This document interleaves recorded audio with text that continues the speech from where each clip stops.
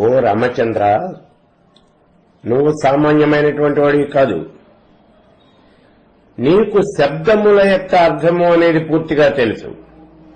నేను ఏం చెబుతున్నాను అనేటటువంటి విషయం నీకు బాగా తెలుసు. కాబట్టి నేను చెప్పినటువంటి విషయాలకి అర్థాన్ని సరిగా గ్రహించి అందులో ఏది మంచిదో ఏది చెడ్డదో విచారించి దాన్ని నువ్వు ఆచరించవలసింది.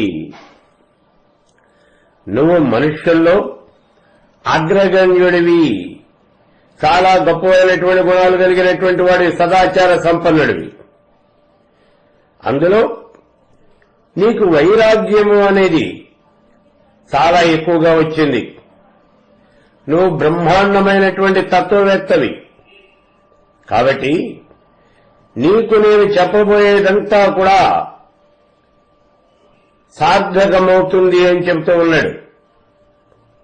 నేను నీకు చెప్పబోయేటటువంటి విషయం అంతా కూడా నీ యొక్క అంతఃకరణలో బాగా నాటుకుంటుంది.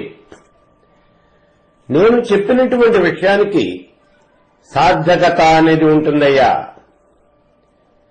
ఓ రామా, ఒక్క మాట చెబుతాను విను.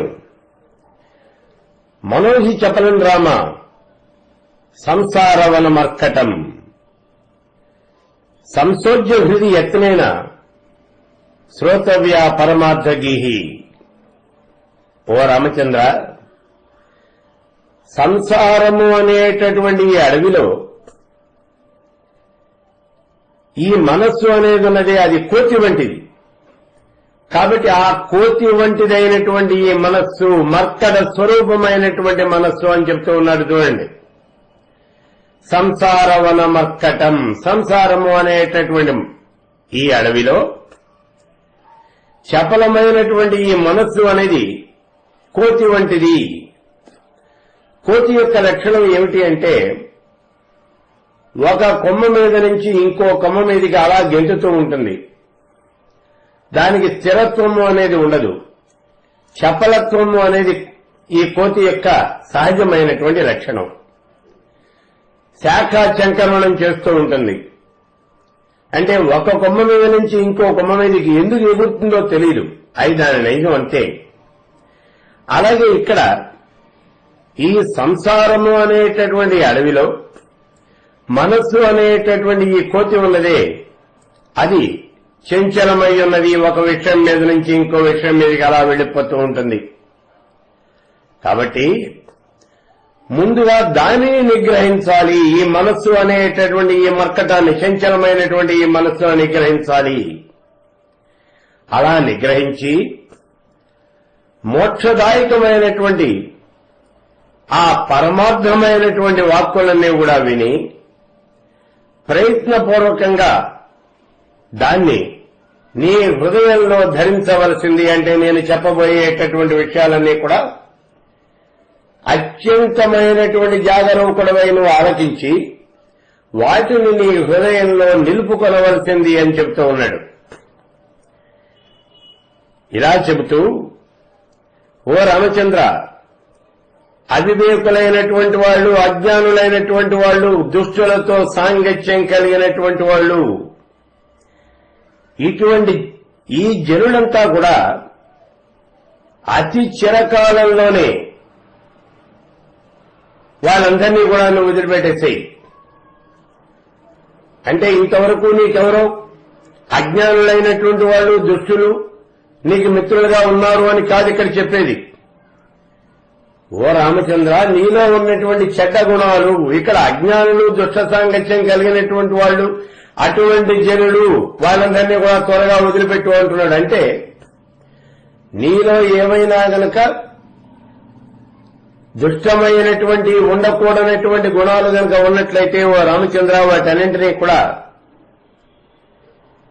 అతి త్వరలోనే దూరంగా వదిలిపెట్టేసి సాధు పుంగవులని, మహాజ్ఞానులైనటువంటి వాళ్ళని నువ్వు సేవించవలసింది అని చెప్తూ ఉన్నాడు.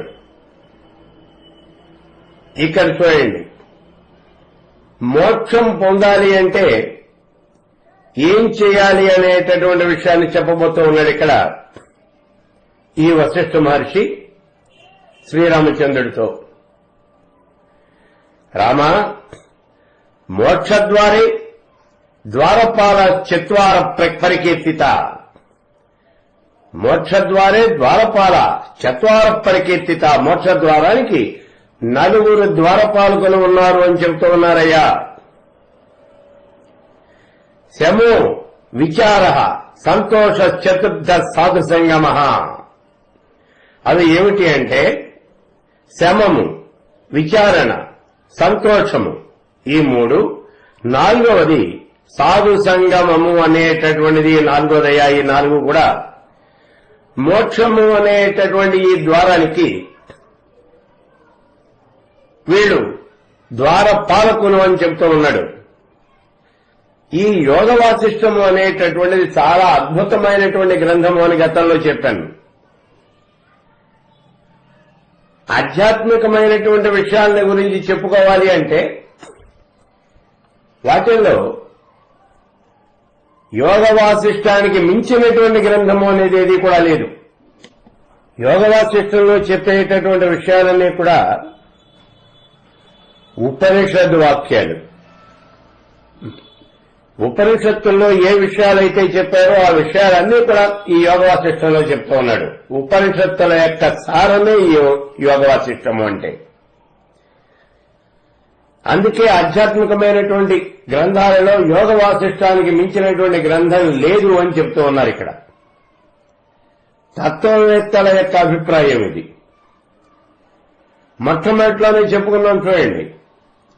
ఈ యోగ వాసిష్టము అనేటటువంటి గ్రంథం దరిదాపుగా భారతీయ భాషలు అన్నింటిలోకి కూడా అనువదించబడింది అని చెప్పారు. దాన్ని బట్టి ఈ గ్రంథం యొక్క ప్రాముఖ్యత ఎంత ఉన్నది అనేటటువంటి విషయం మనకు అర్థమవుతూ ఉన్నది. దరిదాపుగా భారతీయ భాషలు అన్నింటిలోకి కూడా ఈ గ్రంథాన్ని అనువదించడం అనేది జరిగింది. ఎంత గొప్పదో ఈ గ్రంథం చూడండి.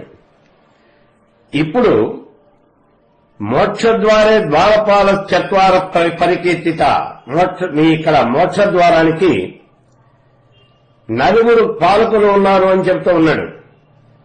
ఈ విషయం ఎక్కడ చెప్పారు? మహోపనిషత్తులో చెప్పబడినటువంటి విషయం ఇదంతా కూడా. మహోపనిషత్తులో ఆత్మ సాక్షాత్కారము అనేటటువంటి విషయాన్ని గురించి వివరిస్తాడు చూడండి. ఒక్క నిమిషం మహోపనిషత్తును చూద్దాం చూడండి. ఇక్కడ ఒక్క నిమిషం మహోపనిషత్తును చూద్దాం. ఆత్మ సాక్షాత్కారము అనేటటువంటి విషయాన్ని వివరిస్తూ ఉన్నాడు. అక్కడ స్వరూప జ్ఞానము అనేటటువంటి విషయాన్ని గురించి చెప్తూ ఉన్నాడు. అసలు ఏమిటి ఈ స్వరూప జ్ఞానము అంటే, సాధకుడు తనను గురించి తాను తెలుసుకోవటాన్నే స్వరూప జ్ఞానము అని అంటారు. తనను గురించి తాను తెలుసుకోవటం ఇంతే, దీన్నే స్వరూప జ్ఞానము అని అంటారు. ఈ చరాచర జగత్తంతా కూడా నాలోనే ఉన్నది, నేనే సాక్షాత్తు పరబ్రహ్మ స్వరూపాన్ని, సృష్టి స్థితి లయాలకు కారకుడైనటువంటి వాడు ఎవడు అంటే అది నేనే. ఈ జగత్తులో నేను తప్పించి ఇంకేమీ కూడా లేదు, ఉన్నది ఒక్కటే, అదే పరబ్రహ్మ. ఆ పరబ్రహ్మే నేను. నేనే ఆ పరబ్రహ్మ స్వరూపాన్ని. చరాచర జగత్తంతా కూడా నా చేతనే సృష్టించబడుతూ ఉన్నది, తిరిగి నాలోనే లయమవుతూ ఉన్నది. నేనే పరమేశ్వరుణ్ణి, నాకన్నా వేరైనటువంటిది ఏది కూడా లేదు. దృశ్యమానమైనటువంటి ఈ జగత్తంతా కూడా మిథ్య. కళ్ళు తెరుచుకుంటే ఈ జగత్తు అనేది కనిపిస్తోంది, కళ్ళు మూసుకుంటే ఈ జగత్తు అనేది కనిపించదు. కాబట్టి ఈ జగత్తు అనేది ఏది కూడా లేదు. ఈ చరాచర జగత్తంతా కూడా మిథ్య, ఉన్నది ఒకటే, అదే పరమేశ్వర స్వరూపము, అదే నేను. అహం బ్రహ్మాస్మి, నేనే పరబ్రహ్మ స్వరూపాన్ని అని తెలుసుకోవటమే స్వరూప జ్ఞానము అని అంటారు. ఎందుకని అంటే ఐతరేయోపనిషత్తులో చెప్పారు చూడండి.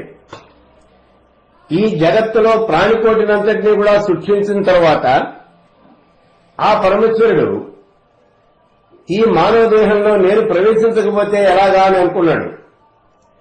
అనుకున్నదే తడవుగా ఆ పరమేశ్వర స్వరూపం బ్రహ్మరంధ్రం గుండా ఈ మానవ శరీరంలో ప్రవేశించింది అని మనం గతంలో చెప్పుకున్నాం. అంటే మానవ శరీరంలో ఉన్నటువంటి బ్రహ్మ, చరాచర జగత్తంతా వ్యాపించి ఉన్నటువంటి బ్రహ్మ ఇద్దరూ ఒకటే. అంటే అదే పరబ్రహ్మ స్వరూపం, అంతకన్నా ఇంకేం లేదు. కాబట్టి ఆ పరబ్రహ్మ స్వరూపమే మానవ శరీరంలో ప్రవేశించింది. మానవుల్లో ఉన్నటువంటిది ఆ పరమేశ్వర స్వరూపమే. అయితే మానవ శరీరంలోకి ప్రవేశించిన తర్వాత ఈ శరీరానికి ఉన్నటువంటి నవరంధ్రాలు, దశేంద్రియాలు, వీటితో శరీరం అనుభవించేటటువంటి సుఖాలు దుఃఖాలు అన్ని అనుభవిస్తూ, ఎవరు ఈ శరీరంలోకి ప్రవేశించినటువంటి ఈ ఆత్మ కూడా అనుభవిస్తూ తానే అనుభవిస్తున్నాను అని భావన చేస్తూ ఉన్నది. ఈ దేహం వల్ల జరిగేటటువంటి పనులన్నిటికీ కూడా తానే కర్తని భోక్తని అని భావన చేస్తూ ఉంది. వీటన్నిటికీ కూడా నేనే కర్తని నేనే భోక్తని అని అనుకుంటూ ఉన్నది. దానివల్ల ఈ శరీరంలో ఉన్నటువంటి ఆత్మకర్త అజ్ఞానంలో కూరుకుపోతూ ఉన్నది. ఇలా అజ్ఞానంలో కూరుకుపోవటం వల్ల బయటికి వెళ్లేటటువంటి మార్గం తెలియక పంజరంలో బంధించబడినటువంటి పక్షిలాగా అక్కడే బందీ అయిపోయి కొట్టుమిట్టాడుతూ ఉన్నది. ఇప్పుడు తానే దేహము అని భావన చేస్తూ ఉన్నది. దీనికి అంతటికీ కారణం ఏమిటి అంటే అజ్ఞానము. ఈ విషయాలన్నీ కూడా అక్కడ మహోపనిషత్తులో చెప్తూ ఉన్నాడు మనకి.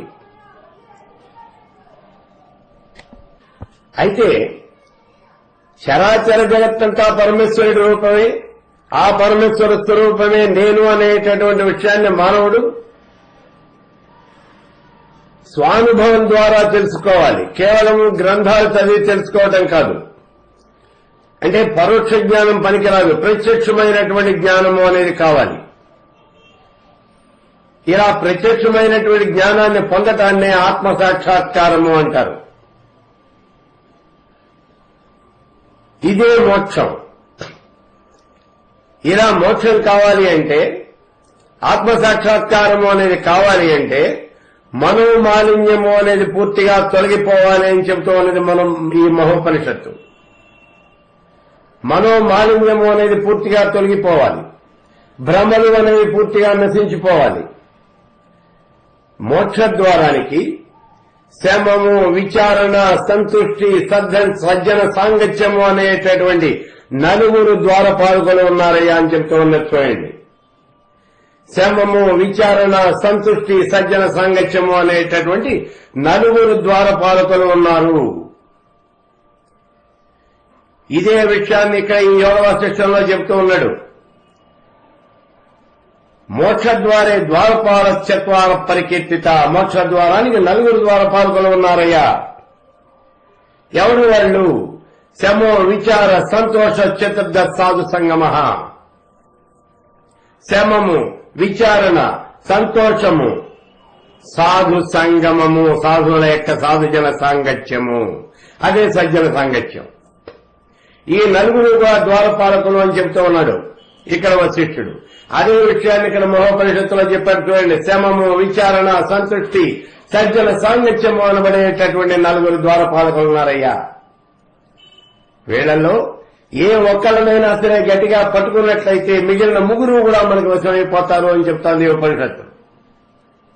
అందుకని వీళ్లలో ఎవరినైనా సరే సర్వ ప్రయత్నాలను ఉపయోగించి, సర్వ ప్రయత్నాల చేత సమత్వాన్ని చేయించైనా సరే గట్టిగా ఆశ్రయించాలి. శాస్త్రాభ్యాసం, సజ్జన సంపర్కము, వీటితో తపస్సు, దమము అంటే ఇంద్రియ నిగ్రహం, వీటితో సంసార బంధనాల నుంచి విముక్తి.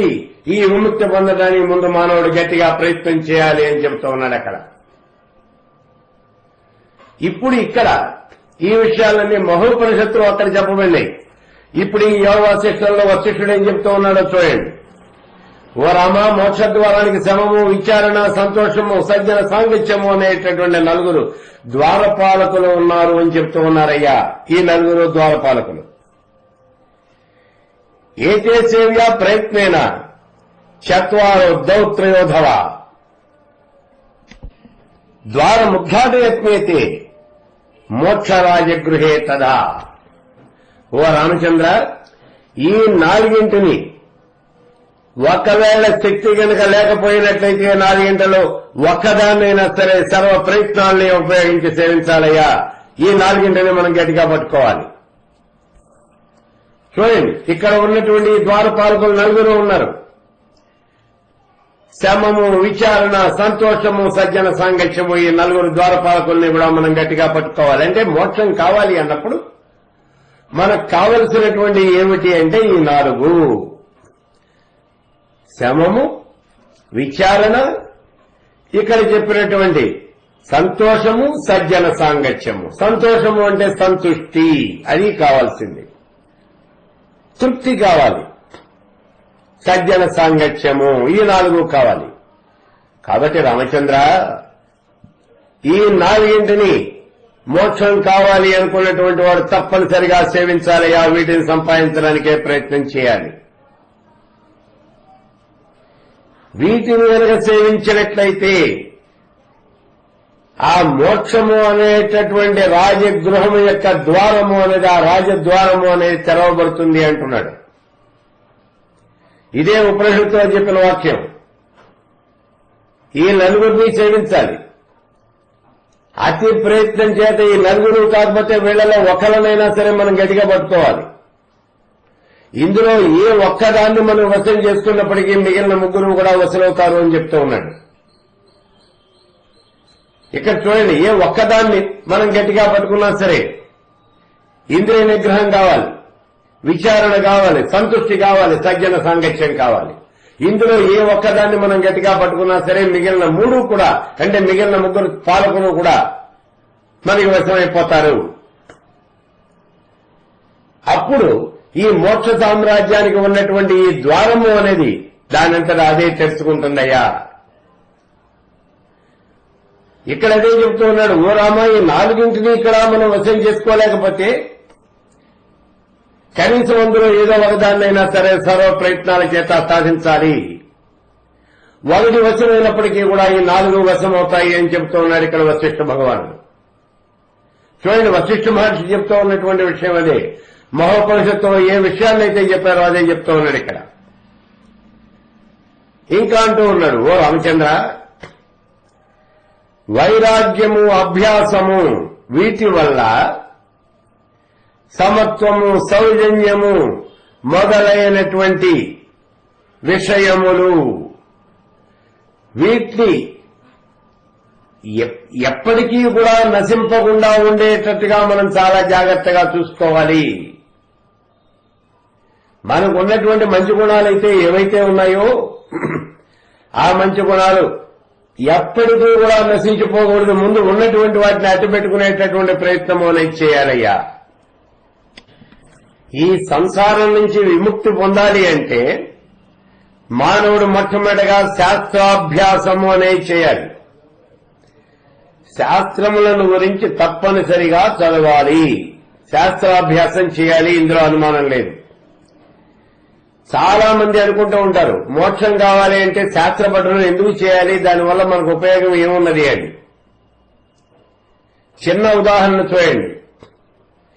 ఒక గురువు గారు శిష్యుడికి చెప్పాడు. శిష్యుడి యొక్క చదువు అంతా పూర్తయిపోయింది.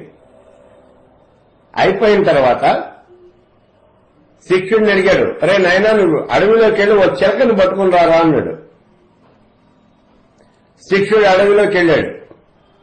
ఎంత వెతికినా చిలక అనేది ఎక్కడుందో తెలియలా. చిలక అనేది ఈ శిష్యుడికి కనిపించలా. తిరిగాడు. సూర్యాస్తమానం కావస్తోంది. అడవిలో చీకటి పడుతోంది. ఇంకా తిరిగే ఓపిక లేదు. చిలక అనేది ఎక్కడా కూడా దొరకలేదు. ఓ చెట్టు కింద కూర్చున్నాడు. కొంతసేపటికి అటువైపుగా ఒక బోయవాడు పోతూ ఉన్నాడు. ఆ బోయవాడు చూశాడు. ఏమిటయా నువ్వు ఇక్కడ కూర్చున్నావు అన్నాడు. ఇదంతా కూడా నిర్జనమైనటువంటి ప్రదేశం. ఇప్పటికే ఇక్కడ మానవ సంచారం అనేది ఏమీ లేదు. ఇంకాసేపు ఉంటే క్రూర మృగాలు అన్ని కూడా ఇక్కడ సంచరిస్తూ ఉంటాయి. నిన్ను ఏ పులో సింహం పలహారం చేసేస్తుంది. ఇక్కడ కనుక నువ్వు ఉన్నావంటే అసలు ఎందుకు ఉన్నావు ఇక్కడ, నువ్వు ఎందుకు వచ్చావు ఇక్కడికి, నువ్వు చూస్తే ఈ ప్రాంతానికి సంబంధించినటువంటి వాడికి లాగా లేవు, కొత్త వాడికి లాగా ఉన్నావు, ఏం కావాలి నీకు, నువ్వు ఎందుకు వచ్చావు ఇక్కడికి అని అడిగాడు. అప్పుడు ఈ బ్రాహ్మణ బాలకుడు లేచి, మా గురువు గారు నన్ను చిలకని తీసుకొని రమ్మన్నారు, నేను పొద్దునుంచి అడవిలో తిరుగుతూ ఉన్నాను, నాకు ఆ చిలక అనేది ఎక్కడుందో తెలియలేదు, అందుకని నేను వెతుకుతూ చివరికి విసిగిపోయి చెట్టు కింద కూర్చున్నాను అన్నాడు.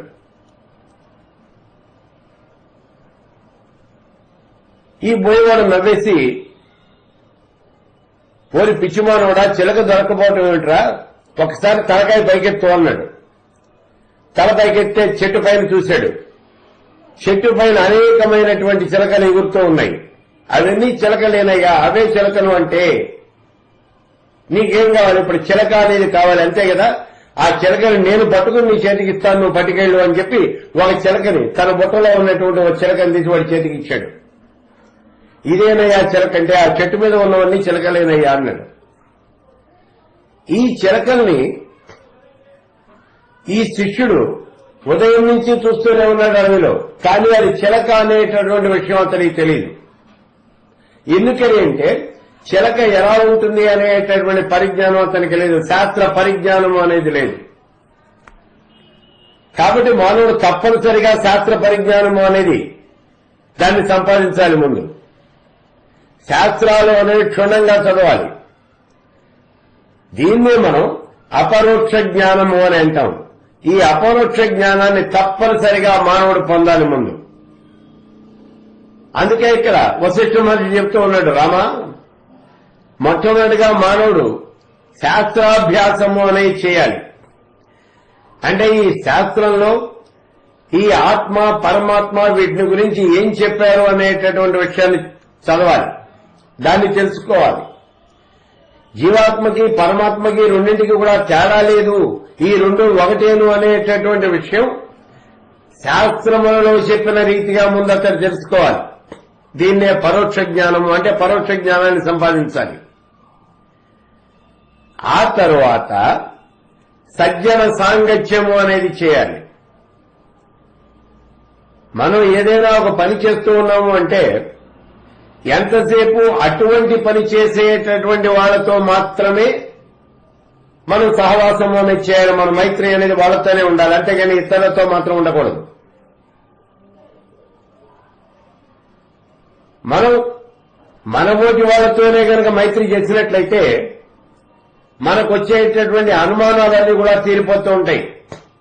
సజ్జన సాంగత్యం కనుక చేసినట్లయితే వాళ్ళందరూ కూడా ముముక్షువులే కాబట్టి, మోక్షమునందు ఆసక్తి కలిగినటువంటి వాళ్లే కాబట్టి, ఖాళీ ఉన్నటువంటి సమయంలో పూర్తిగా ఈ ఆత్మ పరిజ్ఞానాన్ని దీని గురించే మాట్లాడుతూ ఉంటారు. అలా మాట్లాడుతూ ఉన్నప్పుడు అనేకమైనటువంటి అనుమానాలు, సంశయాలు ఇవన్నీ కూడా నివృత్తి అయిపోతూ ఉంటాయి. నీకు తెలియనటువంటి విషయాలు, కొత్త విషయాలు అనేకం తెలుస్తూ ఉంటాయి. కాబట్టి సజ్జన సాంగత్యము అనేది చేయాలి. తప్పనిసరిగా ఈ సజ్జన సాంగత్యం అనేది ఉండాలి. ఆ తర్వాత తపస్సు అనేది ఉండాలి. తపస్సు కనుక చేసినట్లయితే మనకి చాలా విషయాలు, ఈ సంశయాలు నివృత్తి అనేది జరుగుతుంది. చాలా అనుమానాలు తీరిపోతాయి. తపస్సు చేస్తే ఎలా తీరతాయి అని మనకు అనుమానం రావచ్చు. తపస్సు చేస్తే ఈ అనుమానాలు తీరిపోతాయి, బ్రహ్మజ్ఞానం అనేది కలుగుతుంది అనేటటువంటి విషయాన్ని ఉపనిషత్తుల్లో చాలా చోట్ల చెప్పారు. చూడండి, వరుణ మహర్షి యొక్క కుమారుడు భృగు మహర్షి లౌకికమైనటువంటి విద్యనంతా కూడా అభ్యసించాడు. తండ్రి దగ్గరికి వచ్చాడు, బ్రహ్మ విద్యను ఉపదేశించమని అడిగాడు. అప్పుడు తండ్రి అయినటువంటి వరుణుడు అంటాడు, నాయనా, బ్రహ్మ విద్య అనేది ఎవరో చెబితే ఇంకోటికి వచ్చేది కాదు, ఎవరికి వాళ్లే ఈ బ్రహ్మ విద్యని వాళ్లే తెలుసుకోవాలి. కాబట్టి నువ్వు వెళ్ళి తపస్సు చేయి.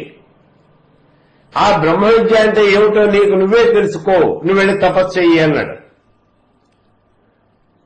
తండ్రి చెప్పిన ప్రకారమే కుమారుడు వెళ్ళి తపస్సు చేశాడు. ఆ సమయంలోనే అన్నమయ, ప్రాణమయ, మనోమయ, విజ్ఞానమయ, ఆనందమయ 5 కోశములు ఉన్నాయి, ఒక్కొక్కసారి ఒక్కొక్క కోశమే పరబ్రహ్మ స్వరూపము అనేటటువంటి విషయాన్ని తెలుసుకోగలిగాడు ఈ కుమారుడైనటువంటి భృగు. ప్రతిసారి కూడా తండ్రి కాదు మళ్లీ వెళ్ళమన్నాడు. ఇలా వెళ్లి తపస్సు చేసిన తర్వాత ఆనందమయ కోశములందు ఉండేటటువంటి ఆనందమయుడే, ఆ ఆనందమయుడైనటువంటి ఆ పురుషుడే పరబ్రహ్మ అనేటటువంటి విషయాన్ని తెలుసుకున్నాడు. అప్పుడు ఈ కుమారుని కూర్చోబెట్టి తండ్రి బ్రహ్మ విద్యను ఉపదేశించాడు. కాబట్టి తపస్సు చేసి మనకు కావలసినటువంటి విషయాన్ని మనం సాధించుకోవాలి. తపస్సు అనేది వదిలిపెట్టకూడదు. అందుకే ఇక్కడ చెప్తూ ఉన్నాడు, శాస్త్రాభ్యాసము అనేది చేయాలి, సజ్జన సాంగత్యం చేయాలి, ఆ తర్వాత 3వది తపస్సు అనేది చేయాలి. ఆ తర్వాత ఉన్నటువంటిది ఇంద్రియ నిగ్రహము. ఇది చాలా గొప్పదైనటువంటిది. పతంజలి తన యొక్క యోగ సూత్రాల్లో కూడా చెప్పినటువంటిది ఇదే. చూడండి, మొట్టమొదటి చెప్పింది యమము అన్నాడు, అంటే ఇంద్రియ నిగ్రహము. ఇంద్రియ నిగ్రహము అంటే ఇక్కడ ఇంద్రియాలని 2 రకాలైనటువంటి ఇంద్రియాలు ఉన్నాయి మనకి, జ్ఞానేంద్రియాలు, కర్మేంద్రియాలు. ఈ రెండింటినీ నిగ్రహించాలి. అంటే అంతరింద్రియాలు, బాహ్యేంద్రియాలు అంటాం వీటిని. చాలా కష్టపడి బాహ్యేంద్రియాలను మనం నిగ్రహించడం అనేది చేయొచ్చు, కానీ అంతరింద్రియాలను నిగ్రహం చేయటం అనేటటువంటిదే ప్రధానమైనటువంటిది. ఎదురుకుండా ఉన్నటువంటి వస్తువులు నేను ముట్టుకోను, నేను తీసుకోను అని 2 చేతులు కట్టేసుకుని నువ్వు కూర్చోవచ్చు. కానీ నీ మనస్సు అనేది ఉన్నదే, ఆ వస్తువు అంటే నీకు ఇష్టత అనేది ఎక్కువ ఉన్నది. కాబట్టి నీ మనసు దాని మీదకే వెళుతుంది. నువ్వు కళ్ళు మూసుకున్నా సరే నీ మనసు వెళ్లి ఆ వస్తువునే చూస్తుంది, దాన్నే తీసుకోవడానికి ప్రయత్నం చేస్తుంది. కాబట్టి ఇక్కడ ఇంద్రియ నిగ్రహం అంటే కేవలం బాహ్యమైనటువంటి ఇంద్రియాలు, కాళ్ళు చేతులు కట్టేసి కూర్చోవడం కాదు.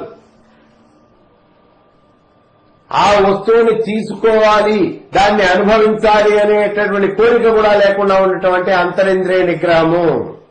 ఇది చాలా ముఖ్యమైనటువంటిది. ఇది మొట్టమొదటి మెట్టయ్యా అని చెప్తూ ఉన్నాడు. సంసారం నుంచి విముక్తి పొందాలి అంటే మొట్టమొదటిగా చేయాల్సింది ఏమిటి? ఇంద్రియ నిగ్రహం కావాలి అని చెప్తూ ఉన్నాడు అక్కడ పతంజలి మహర్షి. ఇక్కడ వశిష్ఠుడు చెప్పినా అదే మాట చెప్తాడు, కొత్త మాట ఏం చెప్పడు. అయితే వశిష్ఠుడు ఏమంటున్నాడు అంటే ముందుగా శాస్త్రాలు చదువు, ఆ తర్వాత సజ్జన సాంగత్యం చేయి, ఆ తర్వాత తపస్సు, ఆ తర్వాత ఇంద్రియ నిగ్రహము. ఈ 4 కూడా మొట్టమొదటి మెట్టయ్యా అని చెప్తూ ఉన్నాడు. నీకు జ్ఞాన సముపార్జన చెయ్యాలి అన్నట్లయితే ఈ 4ంటినీ కూడా నువ్వు సమానంగా చూస్తూ ఉండాలి. వీటిని నువ్వు బాగా అలవర్చుకోవాలి. ఇంద్రియాల్ని చాలా గట్టిగా నియంత్రించాలి. ఇంద్రియ నిగ్రహం అనేది కావాలి. వీటిని బాగా అభివృద్ధి చేయాలి. ఓ రామా, వీటిని అభివృద్ధి కనుక చేసినట్లయితే జ్ఞానము అనేది నీకు సమకూరుతుందయ్యా. ఈ సంసారము అనేటటువంటిది చాలా గొప్పదైనటువంటి వృక్షం, అది విషవృక్షం.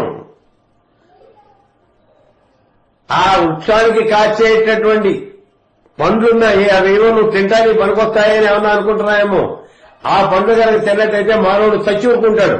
అది విషవృక్షం. అది ఆ చెట్టుకి నిలువంతా ఉన్నది, నిలువన విషమే ఉన్నది, అందుకని అది విషవృక్షము అని చెప్తూ ఉన్నాడు. అయితే ఈ వృక్షం మరి ఎందుకున్నది ఇట్లా అంటే ఆపదలకే స్థానమై ఉన్నది. ఈ వృక్షము అనేది ఆపదలకి స్థానమై ఉంది. అజ్ఞాని అయినటువంటి వాడిని ఈ వృక్షము అనేది ఎప్పుడూ కూడా మోహ పెడుతూ ఉంటుందయ్యా, లోపరుచుకుంటూ ఉంటుంది. అజ్ఞాని అయినటువంటి వాడిని ఇంకా ఇంకా ఇంకా పతనం చేస్తూ ఉంటుంది. ఇదయ్యా ఇక్కడ జరిగేది. కాబట్టి రామచంద్ర, అజ్ఞాని అయినటువంటి వాడే ఈ సంసారము అనేటటువంటి వృక్షానికి ఆకర్షితులవుతూ ఉంటాడు. అందుకని మొట్టమొదటిగా చేయవలసిన పని ఏమిటి అంటే అజ్ఞానాన్ని నాశనం చేసుకోవాలి. ఈ అజ్ఞానము అనేది ఉండకుండా చూడాలి.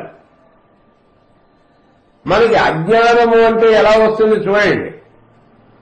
మనం చాలాసార్లు చెప్పుకుంటూ ఉంటాం అజ్ఞానము అజ్ఞానము అని అంటూ ఉంటాం. ఏమిటి అజ్ఞానం అంటే అసలు ఈ అజ్ఞానం అనేది ఎలా ఉంటుంది, ఎక్కడి నుంచి వస్తుంది? అజ్ఞానము అనేది రెండు రకాలుగా ఉంటుంది. చూసినటువంటి వస్తువుని యథార్థమైనటువంటి స్థితిలో గ్రహించలేకపోవటం ఒకటి, అది ఇంకొకటి అని భావన చేయటం ఒకటి. ఈ రెండు కూడా అజ్ఞానమే. వీటినే అగ్రహణము అంజదాగ్రహణము అని అంటారు. ఉదాహరణకి మసక చీకట్లో ఒక తాడును చూసాం మనం. అది తాడు, ఈ మాట మర్చిపోకండి. తాడును చూసాం మనం. ఈ తాడుని తాడుగా గుర్తించలేకపోతూ ఉన్నాం. దీన్నే అగ్రాహ్యము. దాన్ని సరిగా గుర్తించలేకపోవటము. తాడుని తాడుగా గుర్తించలేకపోవటము దీన్ని అగ్రాహ్యము అంటారు. అలా గుర్తించలేకపోతే వచ్చినటువంటి నష్టమేం లేదు, పోనీ వదిలేయచ్చు. వెంటనే ఇంకోటి జరుగుతుంది. ఏమిటి అంటే అన్యదాగ్రాహ్యము.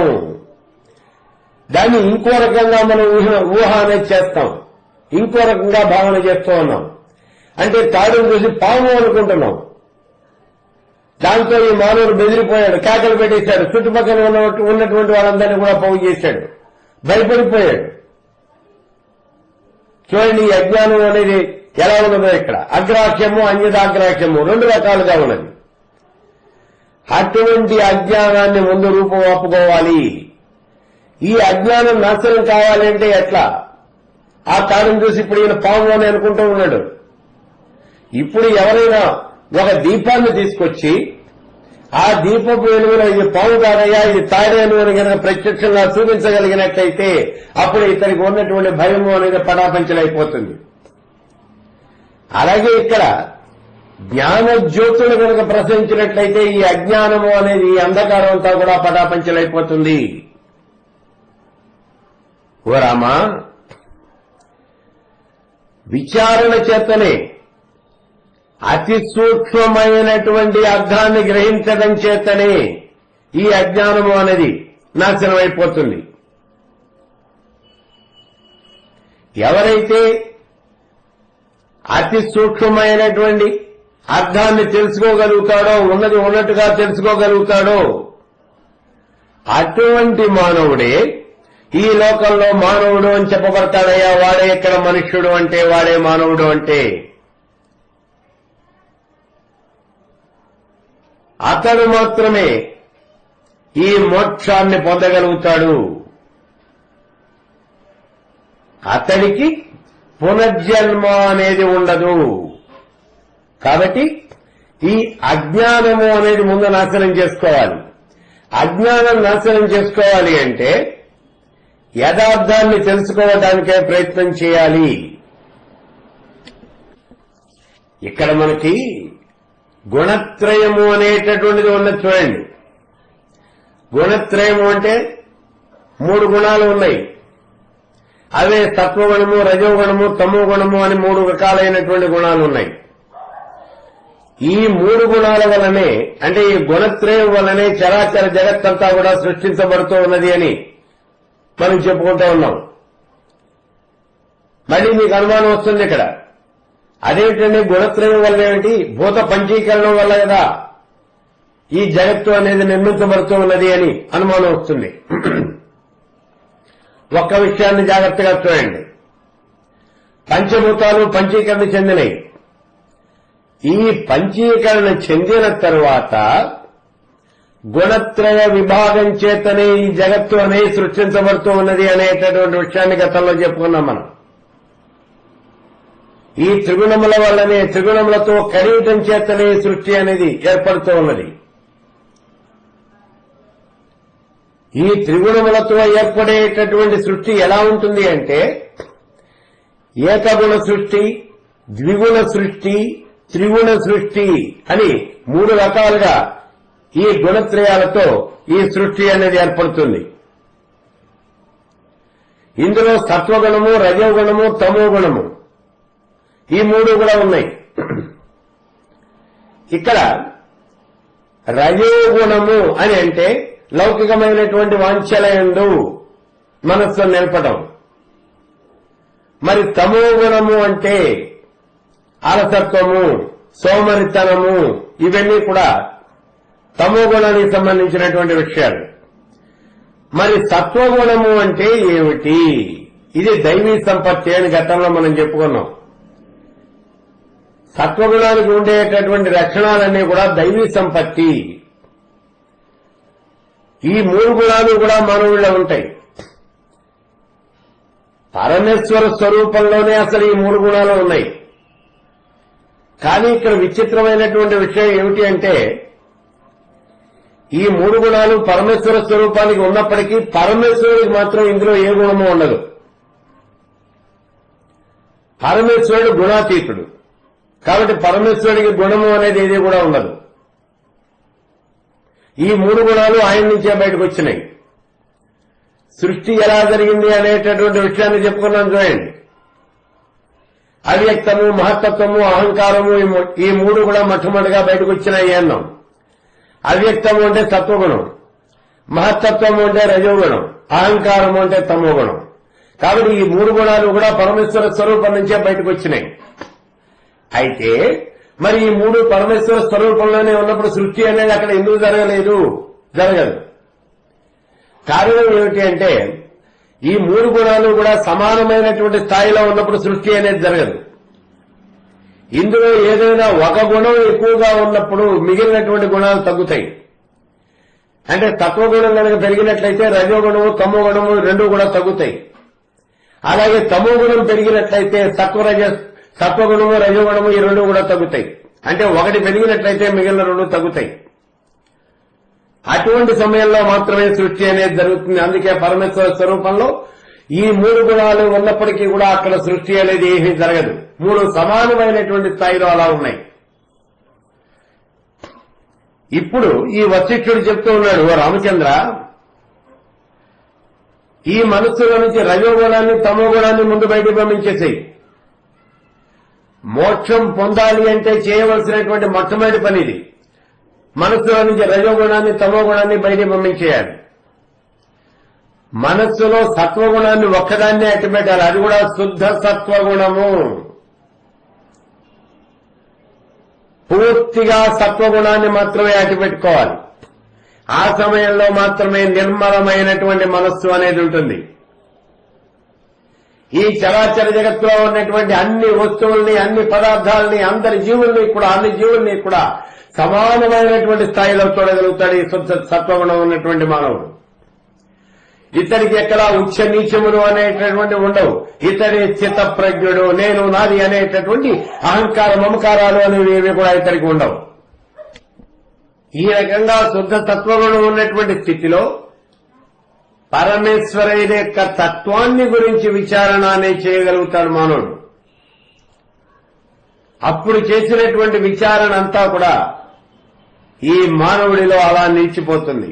అందుకే ఇప్పుడు ఈ వశిష్ఠ మహర్షి చెప్తూ ఉన్నాడు, రామ, నేను ఇప్పుడు చెప్పబోయేటటువంటి విషయాలన్నీ కూడా నీ మనస్సులో నుంచి రజోగుణము, తమోగుణము ఈ రెండింటినీ పూర్తిగా తొలగించి శుద్ధ సత్వగుణంతో నేను చెప్పేటటువంటి విషయాలన్నీ కూడా నీ ఆత్మయందు నిలిపి జ్ఞాన సౌపార్జన చేయటానికి నువ్వు ప్రయత్నించవలసింది అని చెబుతూ ఉన్నాడు ఇక్కడ ఈ వశిష్ఠ మహర్షి.